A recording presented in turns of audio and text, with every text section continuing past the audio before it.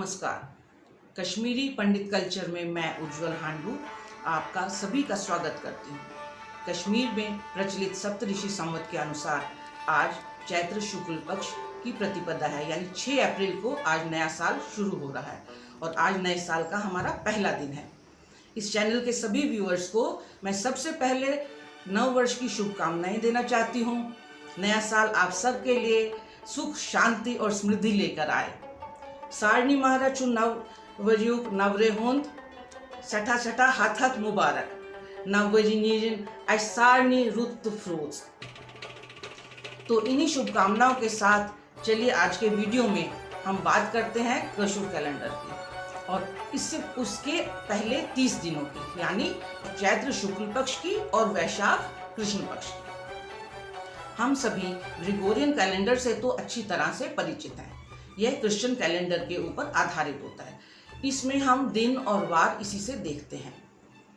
यह कैलेंडर जनवरी से शुरू होता है और दिसंबर तक चलता है। आजकल इसके अनुसार 2019 सन चल रहा है, लेकिन हमारे सभी व्रत, त्योहार, जन्मदिन, श्राद्ध और जीवन के सभी धार्मिक और दैनिक व्यवहार के कार्य तो हम कोशुर कैलेंडर के अनुसार करते हैं। हम ग्रेगोरियन कैलेंडर के अनुसार तो नहीं करते हैं। तो इसलिए हम सबको कोशुर कैलेंडर की थोड़ी जानकारी रखना भी बहुत ज़रूरी है। तो इसलिए आइए अब जानते हैं अपने कोशुर कैलेंडर। हमारा कैलेंडर हिंदू पंचांग पर आधारित है, जो कि ज्योतिष शास्त्र से बनाया जाता है। यह चैत्र शुक्ल पक्ष प्रतिपदा से शुरू होता है और चैत्र कृष्ण पक्ष अमावस्या तक खत्म होता है। इसके अनुसार अभी यह वर्ष 5095वां वर्ष चल रहा है, यानी कि हम कश्मीर की धरती पर पिछले 5094 सालों से रह रहे हैं। तो देखा आपने कि हमारी संस्कृति, कश्मीरी संस्कृति कितनी पुरानी है।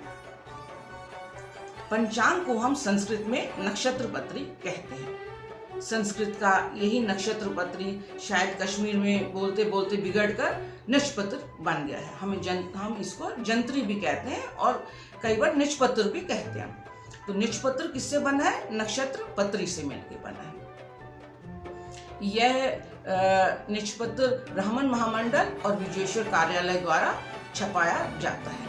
इसके अंदर पूरे साल का अलग अलग दिनों का ब्यौरा दिया जाता है, जैसे उसके महीने का नाम, जैसे उसमें तिथि कौन सी है, नक्षत्र कौन सा है, वार कौन सा है, सूर्य और चंद्रमा कब उदय हो रहे हैं, कब अस्त हो रहे हैं और अलग अलग उनके ग्रहण कब लग रहे हैं। तो इस तरह से इन सब चीज़ों का इसमें ब्यौरा दिया जाता है और ये एक टेबुलर फॉर्म में दिया जाता है। कश्मीरी पंडित घरों में निष्पत्री का एक विशेष स्थान होता है, इसलिए हर घर में निष्पत्री जरूर पाई जाती है या जंत्री जरूर पाई जाती है। कश्मीरी बिरादरी के लोग हर कार्य शुरू करने के लिए पहले जंत्री में मुहूर्त देखते हैं।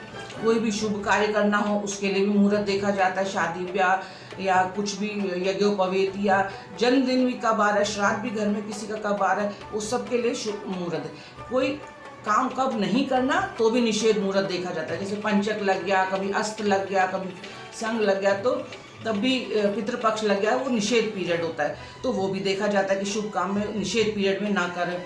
और इसके अलावा कभी जैसे हमें अपने मृत माता पिता का तर्पण देना होता है, तो तब हमें उसका महीना, उसका पक्ष, उसका वार, तिथि, ये सब जानकारी रखनी पड़ती है। इसके अलावा कोई भी हम पूजा करते हैं उसमें भी जब संकल्प लेते हैं तब भी हमें इन सभी चीज़ों की आवश्यकता पड़ती है। वही महीना, वही पक्ष कौन सा चल रहा है, वही वार और तिथि का ज्ञान होना बहुत ही ज़रूरी है। इसको पढ़ना या समझना कोई रॉकेट साइंस नहीं है। अगर कोई भी थोड़ा सा ध्यान से देखे तो हम समझ पाएंगे कि इसको कैसे देखना है। हिंदी में ये लिखा हुआ है, इसको थोड़ा सा ध्यान से देखें या किसी बड़े की मदद ले लें तो हम समझ पाएंगे इसको कैसे देखना है। आज कौन सी तिथि, आज कौन सा मंथ है या कौन सा उसका पक्ष चल रहा है, इस आसानी से समझ पाएंगे। फिर भी मैं इसके बारे में अपने आगे आने वाले वीडियोज़ में इसके ऊपर भी वीडियो ज़रूर अपलोड करने की कोशिश करूँगी। तो आज के वीडियो में हम बात करेंगे सिर्फ इन 30 दिनों के नक्षत्र, तिथि, शुभ मुहूर्त कब है, निषेध मुहूर्त कौन सा है, शुभ तिथियां कौन कौन सी हैं, व्रत और त्योहार आदि, इन सब के बारे में। क्योंकि हर व्यक्ति को पहले से ही इन तिथियों के बारे में मालूम होना चाहिए। अगर आपके घर में किसी बच्चे का जन्मदिन है तो आपको मालूम होना चाहिए कि जन्मदिन कब पड़ेगा। तो आपको पहले से जंतरी में देख के उसका, क्योंकि हमारा सेम डेट पे नहीं पड़ता, अलग अलग डेट्स पे पड़ता है, तो हम पहले ही जंतरी में देख के उसका कहीं पे नोट डाउन कर लेंगे या याद रख लेंगे। इसी तरह श्राद्ध कब आएगा या हमारा व्रत कब आएगा, तो इसलिए जंतरी देखना बहुत आवश्यक हो जाता है। हर व्यक्ति को पहले से ही हमें इनके डेट्स को अपने आप ध्यान रख लेना चाहिए, ताकि हम पहले से ही तैयार रहें और उससे किसी भी दिक्कतों का सामना ना करना पड़े।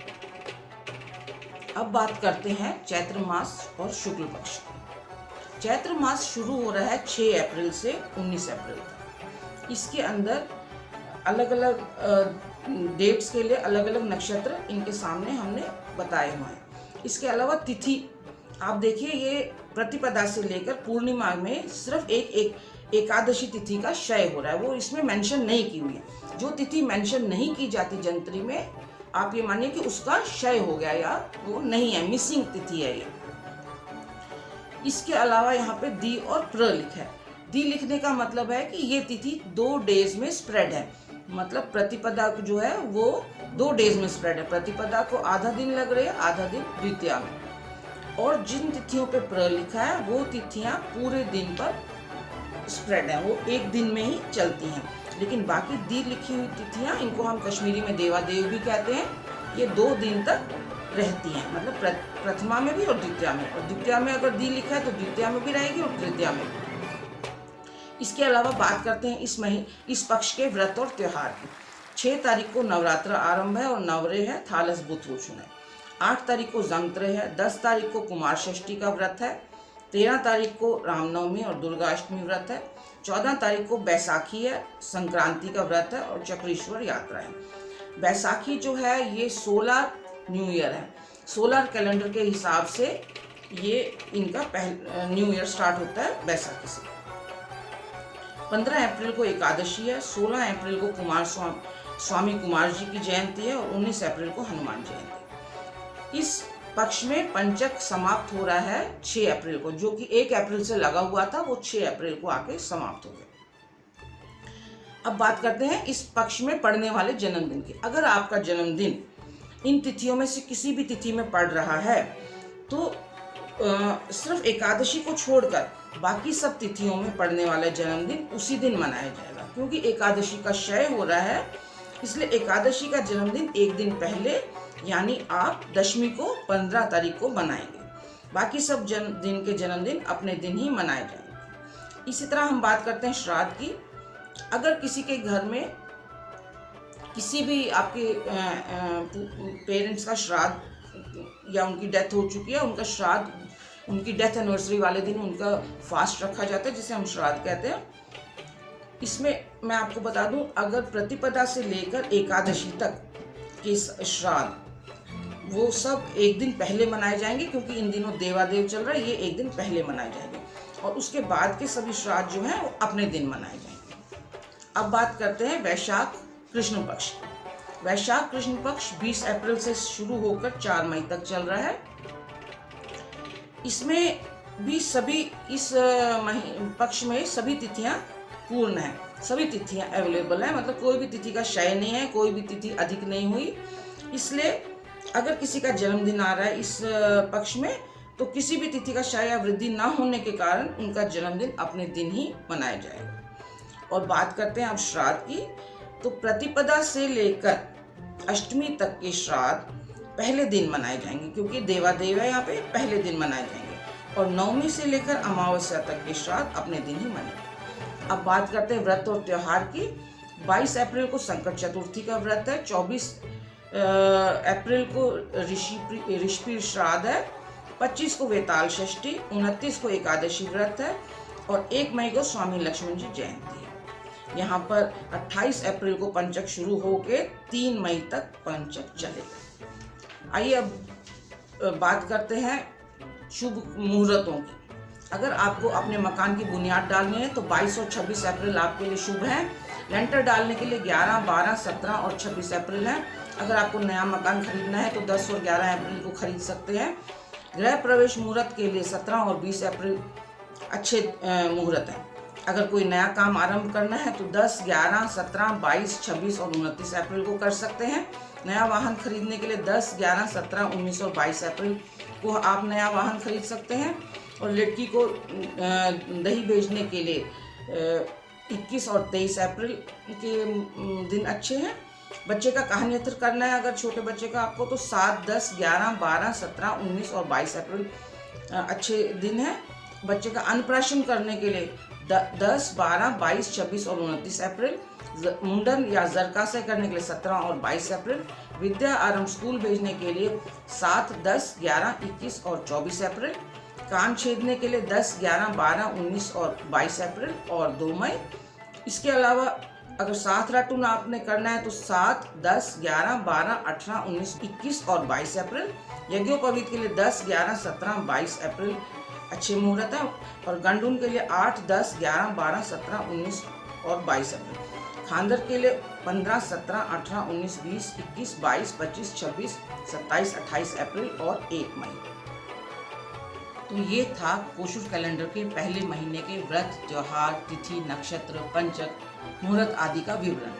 कैलेंडर के अगले महीनों की जानकारी भी मैं अपने आने वाले वीडियोस में देती रहूँगी। अगर आपको मेरा ये वीडियो पसंद आया हो तो प्लीज़ लाइक और शेयर ज़रूर करें। मेरे चैनल को आप प्लीज़ सब्सक्राइब करें और बेल आइकन ज़रूर दबाएं ताकि आपको मेरे आने वाले वीडियोस समय से मिलते रहें। अपने फीडबैक भी ज़रूर भेजें ताकि हम अपने वीडियोस को और इम्प्रूव कर सकें। धन्यवाद।